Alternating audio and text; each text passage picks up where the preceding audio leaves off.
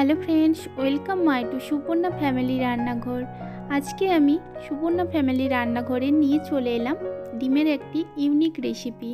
কেমন করে রান্না করি সেটা আমি তোমাদের সঙ্গে শেয়ার করছি। আমি নিয়েছি একটা বড় সাইজের আলুটাকে আমি কেটে ধুয়ে নিয়েছি। আর আমি এখানে নিয়েছি ফুলকপিটার সাইজ এইভাবে বড় করে একটু কেটে নিতে হবে। আর আমি এখানে কিছু গাজর নিয়েছি। আমি এখানে একটা গাজর নিয়েছি। আর আমি নিয়েছি কিছু কড়াইশুঁটি। তো মশলার জন্য আমি কি নিয়েছি, আমি নিয়েছি একটা টমেটো, এটাকে আমি ফাইন চপ করে নিয়েছি। আর আমি এখানে 1 চামচ আদার পেস্ট নিয়েছি, 1 চামচ রসুনের পেস্ট নিয়েছি। আর আমি নিয়েছি 2টো পেঁয়াজ, সেটাকে আমি ফাইন চপ করে নিয়েছি। আর আমি এখানে লঙ্কা কুচনো নিয়েছি 2টো, আর কিছু ধনেপাতা নিয়েছি, আর 3টে ডিম নিয়েছি। প্রথমে আমি আলু, ডিম আর ফুলকপিটাকে একটু ভাপিয়ে নেব। তো ডিমটা আমি একটু বেশি সেদ্ধ করব, ফুলকপি আর আলুটাকে আমি ভাপিয়ে তুলে নেব। তো ওগুলো আমি সেদ্ধ করে নিয়েছি। তো ফুলকপির ভেতরে পোকা থাকে, তাই আমি ফুলকপিটা দিয়ে দিয়েছিলাম। ফুলকপিটা কিন্তু বেশি সেদ্ধ করা যাবে না, তাহলে ঝোলের মধ্যে দিলে ফুলকপিটা নরম হয়ে যাবে বেশি। তো আমি ফুলকপি আর আলুটা তুলে ফুলকপিটা ভেজে নিচ্ছি। ফুলকপিটা ভাজার জন্য আমি 3 চামচ পরিমাণ তেল দিয়েছি, দিয়ে ফুলকপিটা ভেজে নিয়েছি। ফার্স্টে আমি ফুলকপিটা কিছুটা ভেজে নেওয়ার পর আমি আলুটা দিয়ে দিচ্ছি। আলুটা দিয়ে দেওয়ার পর আলুটাকে আর ফুলকপিটা আমি ভালো করে লাল করে ভেজে নেব।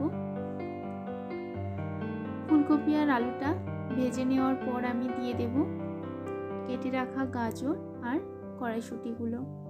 কড়াইশুঁটি আর গাজরটাকে আমি অল্প পরিমাণে একটু লবণ দিয়ে একসঙ্গে ফুলকপি আর আলুর সঙ্গে ভেজে নেব।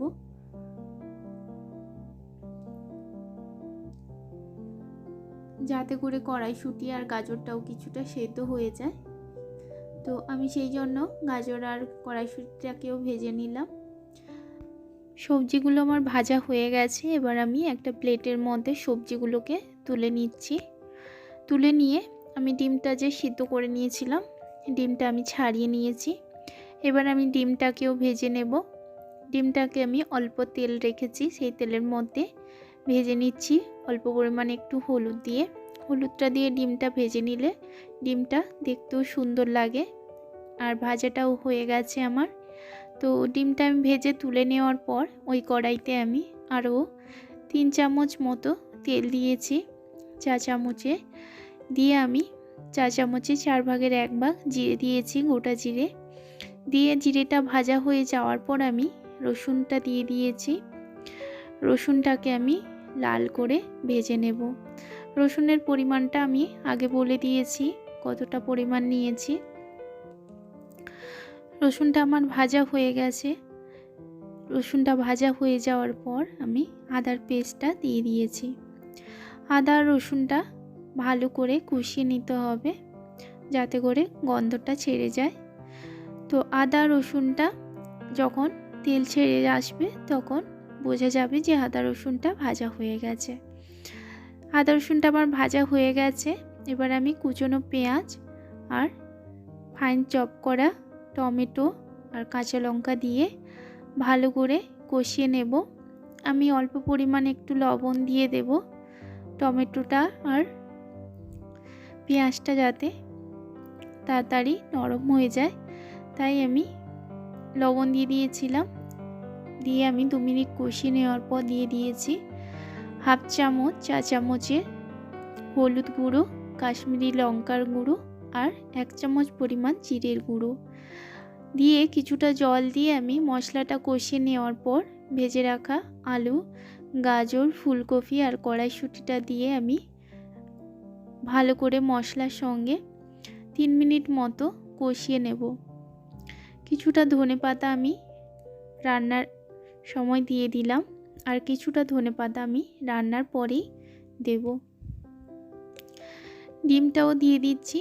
ডিমটা দিয়ে আমি সবজি আর মশলার সঙ্গে 1 মিনিট মতো কষিয়ে নেব। কষিয়ে নিলে আমি তারপর জলটা দিয়ে দেব। তো ডিমটা দিয়ে আমার কষানো হয়ে গেছে। এবার আমি দিয়ে দিলাম এখানে 1 বাটি পরিমাণ গরম জল, দিয়ে আমি রান্নাটা 2 মিনিট মতো ঢাকা দিয়ে করে নিয়েছিলাম। উপর থেকে গরম মশলা ছড়িয়ে আর ধনেপাতা ছড়িয়ে আমি আর 1 মিনিট রান্না করে সার্ভ করে দেব। তো এই রান্নাটা রুটি, পরোটা, ফ্রাইড রাইস যে কোনো খাওয়ার সঙ্গেই খেতে পারেন। তো কেমন লাগলো আমার এই রেসিপিটি অবশ্যই আমাকে কমেন্ট করে জানিও। আর ভালো লেগে থাকলে বন্ধুদের সঙ্গে লাইক শেয়ার করতে ভুলো না। আর চ্যানেলটিকে সাবস্ক্রাইব করে পাশে থাকা বেল নোটিফিকেশানটি অবশ্যই অন করো নতুন রেসিপির জন্য। ভালো থাকবেন, সুস্থ থাকবেন, ফিরে আসবো নতুন রেসিপি।